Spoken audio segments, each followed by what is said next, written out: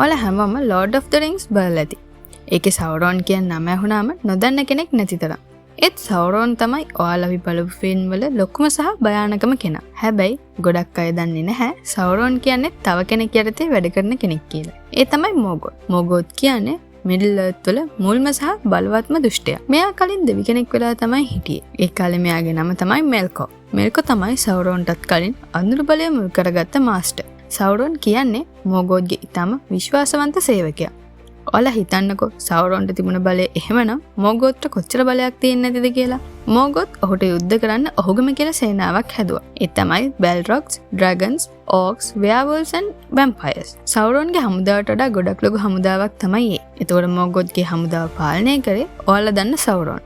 ගොඩක් දෙනෙන් දැනක් හිටියේ නෑ නේද? සවරෝන් කියන්නේත් වෙන කෙනෙක් යටතේ වැඩ කරන කෙනෙක් කියලා. ඔයාලටත් මේ වගේ දන්නේ දේවල් දැනගන්න තියෙනවනම් අපිත් එක්ක හැමදාම එකතු වෙලා ඉන්න. ඔයාලට දැනගන්න දේවල් මොනවා හරි තියෙනවා නම් පහෙන් කමෙන්ට් එකකුත් දාගෙන යන්න. එතකොට අපි වීඩියෝ එකකින් ඔයාලට ඒ ගැන විස්තර අරගෙන එන්න.